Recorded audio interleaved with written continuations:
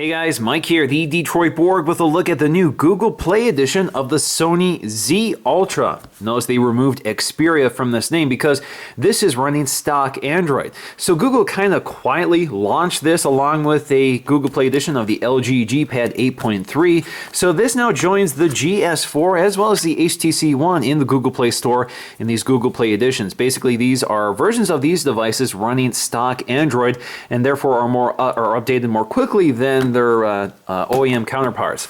So of course you can still buy the Xperia Z Ultra with all the Sony software, but if you want the stock experience with an unlocked bootloader that gets the latest version of Android, this is definitely something to take a look at because you get the same hardware, you just get the software that some of you may prefer. Now, like all Google Play Edition devices, these are sold off contract, so you do pay full price for them. So this is $649, this is $599, this is also $649. So fairly hefty prices, but of course they are unlocked and you're paying nothing on contract, so you can select your carrier. Of course, you do have to have a carrier that supports these devices, and that usually excludes Verizon in the US. Now, the Z Ultra is one of the largest smartphones on the market right now with a 6.4-inch 1080p display. This is that Sony Triluminous display LCD. We also have a 2.2 gigahertz Snapdragon 800 processor, 2 gigs of RAM, 16 gigs of internal storage, and 8 megapixel rear firing camera with a waterproof design. All right, so let's go ahead and crack this open and take a look. All right, so I'm just going to cut these little tabs here. All right, just peel it apart here. And there it is, our very large black phone. This is only available in black. The Xperia version is sold in white or purple. All right, so let's just lift it out. Yes, it's very, very large. Kind of nice. It does fit my very large hands, but it is definitely large for a phone. Now, some people call these phablets. I'm a little reluctant to call anything less than 7 inches a phablet. To me, this is still just a large phone. All right, let's set that aside. Take a look at the contents. I don't think there's much in here. All right, so we have our startup guide. Just shows us some of the ports and buttons as well as the flaps that house the micro SD card slot as well as your SIM tray. This has a micro SIM, not a nano SIM. We're going to explore, of course, all of that when we look at the device. Important information, nothing interesting there, and in different languages. US safety guidelines, SAR information, and that's about it. We also have our hardware accessories. So we do have a micro USB cable for charging and syncing your device. We also have a wall wart. So we have Sony's branded wall wart. You can see it's kind of a nice design. It's got plastic surrounding it. Let's go ahead and peel it off. So there we go, glossy Sony wall wart with that matte finish along the side, one USB connector. All right, so let's get back to the phone in its plastic envelope. We're just gonna pull this out.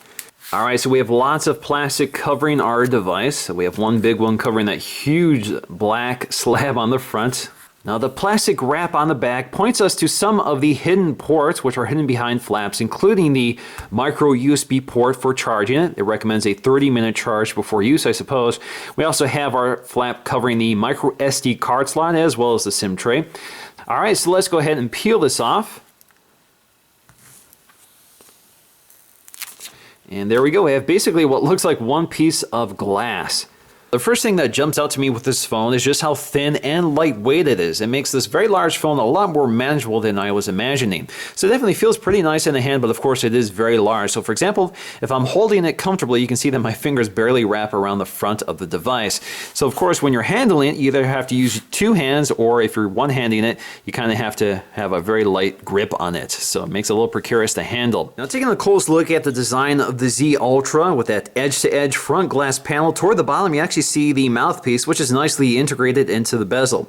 Now, the bezel itself here is plastic as opposed to glass or clear plastic as we've seen with other Ultra products, or the Xperia products. We also have our speaker down here, which is flanked on the corner here with a lanyard port, so you can connect a lanyard if you'd like. Along the other side, we'll find our accessory port for connecting Sony accessories, such as the charging docks, that sort of thing. Those are proprietary, of course. We also have a door up here hiding the micro USB charging port. So if you look inside, you'll see this little rubber gasket that seals up the micro USB port, which keeps it watertight and dust resistant. Along the top, you'll find your earpiece, which mirrors the mouthpiece at the bottom. You can see our Sony branding with our 2 megapixel front firing camera. That's good for 1080p resolution at 30 frames per second. And if you look really closely to the left of that, you get that little shadow indicating the presence of your ambient light sensor. Now, along the top, you'll find one of the microphones, which also picks up on the design of the speaker on the bottom of the phone. Now, the right-hand side of the device has a lot more going on. So, for example, you have your power on and off button. You can see it's mounted toward the middle of the right side, which is the more comfortable position. You also have your volume rocker, which is mounted just below that. I really like Sony's power on and off button. It feels really tactile. You can also feel it pretty easily. You also have that door for your micro SD card slot, as well as your SIM, and just above that is the headphone jack, which is also water resistant, even though it's open. So we can go ahead and pop this off, and there behind it is the micro SIM tray as well as the SD card slot. Now, along the back, you'll just find this one piece of glass with our Sony branding, NFC technology. So you can see this is the area where you'll find the NFC. You also have a camera with 8 megapixel autofocusing and 1080p resolution at 30 frames per second. But what you're missing here is an LED flash. This does not come with one, which was a bit of a surprise to me. At first I thought it might be hidden behind the glass, but indeed it does not have an LED flash. That's kind of strange to me because even tablets have LED flashes. I guess this one chooses to go without because photos are usually best without them anyway. Alright, so I'm just going to power this on for the first time. So again, we have a full 1080p screen over 6.4 inches. That gets us a pixel density of 334. So that's not as pixel rich as something like the 1080p display on a 4.7 inch screen or a 5 inch screen, which usually put it over 400. Alright, so I've logged into my Google account and we're all set. So this is going to be the stock experience for you. This is what you would get when you first activate your device. Now, the launcher is different than the Nexus 5. Nexus 5 has a unique launcher which is not carried over to the other Nexus devices or to the Google Play devices.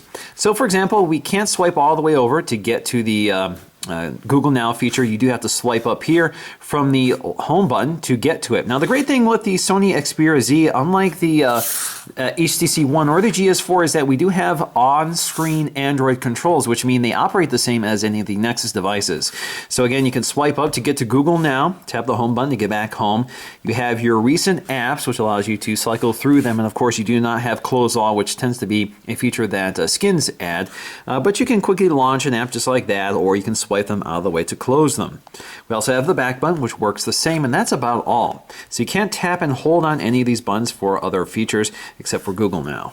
Now, the Nexus 5 has a few other exclusive features, such as the ability to say, "Okay, Google," to wake up Google Now and speak to it.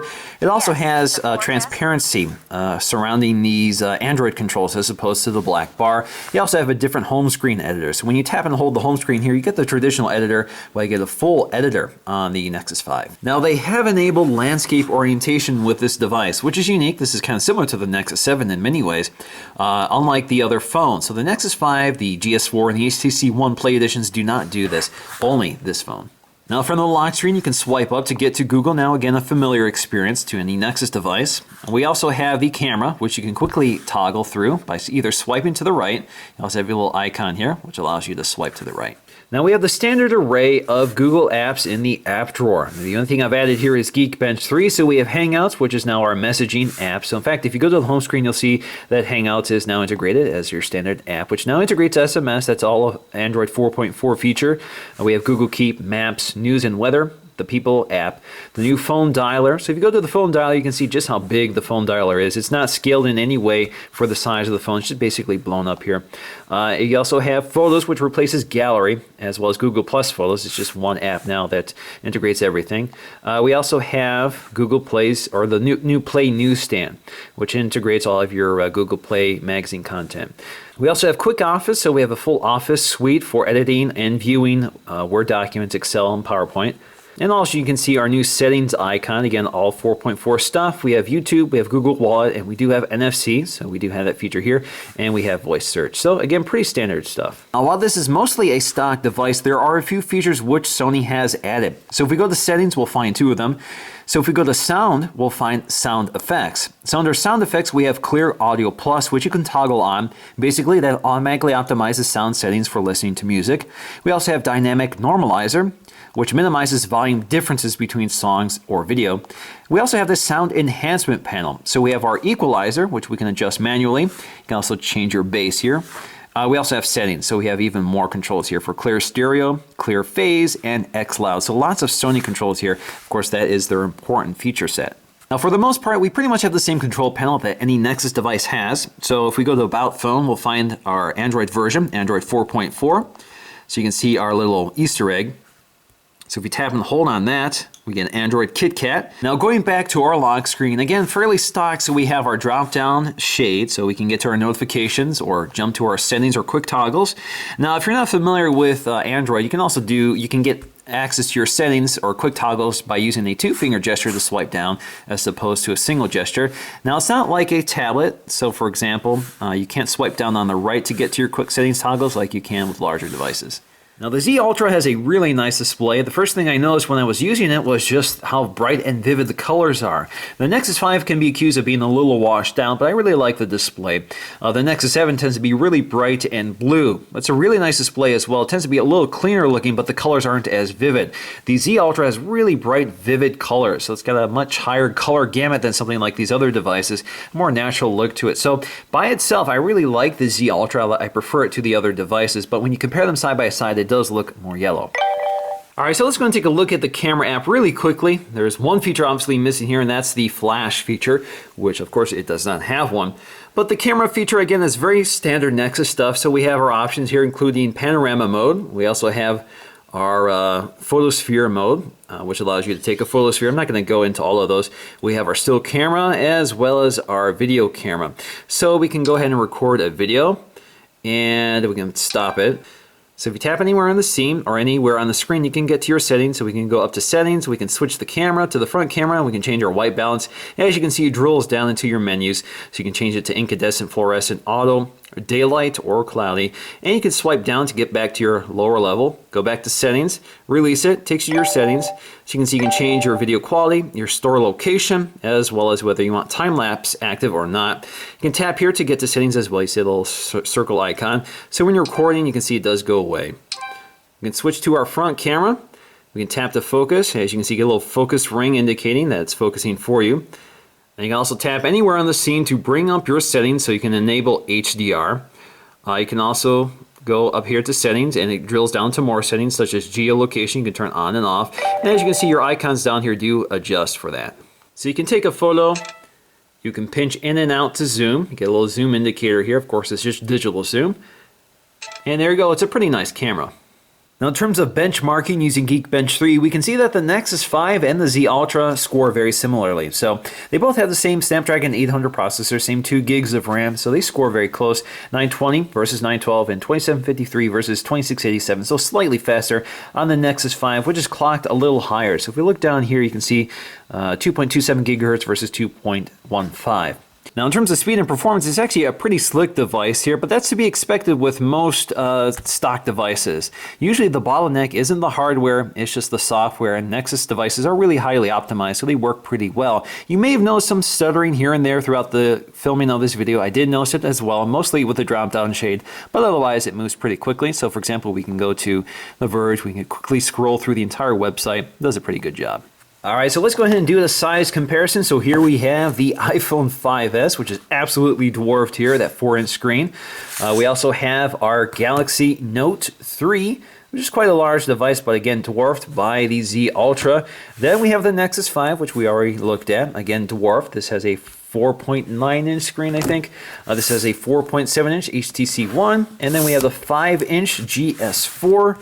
And then we have the very large Galaxy Mega, which I thought was large until I saw the Z Ultra. This even dwarfs that. Now this is a 6.3-inch screen. This is a 6.4-inch screen, but it looks considerably bigger than the Galaxy Mega, and I think that's because we have larger bezels at either end on the top and bottom with the Z Ultra. Now, generally speaking, I actually find the ergonomics of the Galaxy Mega preferable to the Z Ultra, and that's because it has a smaller bezel down here than the Z Ultra. As you can see, it's a much thicker bezel, but it also has rounded corners, so it reduces the distance from your palm to the display. So as you can see, it rests comfortably in your palm as opposed to what the Z Ultra does. Because it has such a long bezel, it pretty much goes past your palm. So it's not a really comfortable grip in this case, and as you can see, when it's in your palm, it kind of digs into your palm, and then again, it adds a little more distance between you and the display. So it's a small difference, but I do notice it when handling such a square device. But again, it's much thinner than something like the Mega. So if we look at it side on, you can see that although the Mega is still thin, it's definitely not as thin as the Z Ultra. Now, generally speaking, the Z Ultra is geared toward enthusiasts. We have the stock stock Android experience, which is geared toward Android fans, and we have this very large form factor, which most people will not prefer day to day just because it's more cumbersome to use, even if you have large hands. So for me, I really like this device, but it is a little cumbersome to use. It does ask to be dropped because it is so slick. It doesn't have a really ergonomic design with those sharp corners, but it's got a nice, beautiful display. It kind of retains the tablet form factor while still remaining pocketable. So you can still slip this into your pocket, maybe not comfortably. It may take up too much space in your pocket, but it does get around pretty easily. This is better than something like the Nexus 7, which is still, of course, much bulkier. But if you like the stock experience, if you prefer the large form factor, there are really no other phones that can compete right now than the Z Ultra. So this is going to do for me in this video. Thanks, guys, and I'll see you again in the next one.